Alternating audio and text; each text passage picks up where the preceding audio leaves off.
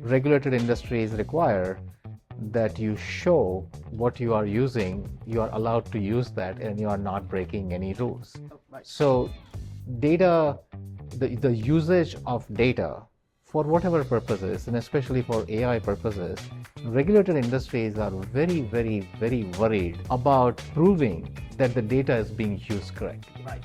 If we think of industries like financial services, right, after the crash in 2007, 2008, and they came down very heavy in terms of regulations, these industries really understand things like BCBS 239, like getting that down to that field level lineage, right? How do I make sure that I know that this has not been changed anyway along its path into my dashboard or my report is incredibly important to them. And I think things like personalized marketing campaigns run by AI scares them because of the risk associated with getting that wrong. Yeah, and people are running wild with that. Think about a Copilot. Copilot actually is supposed to do the same thing that your primary interface does, but now you have a secondary interface. It provides a conversational UI, which is sort of different.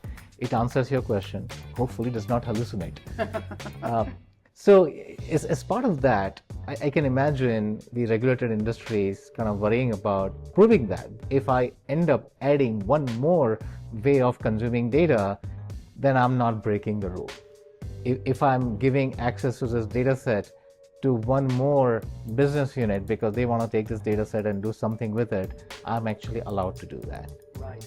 And this is only going to get worse. So one of the industries in which we've seen a lot of adoption of data products is financial services. Why is and that? I think for many of those reasons. I think it's because regulations are so strong that that data contract puts the terms and conditions under which the data is provided and can be consumed. It's all documented, but it's also something that can be observed and tracked, and we can alert when it goes outside of bounds, right? So I think that becomes very important.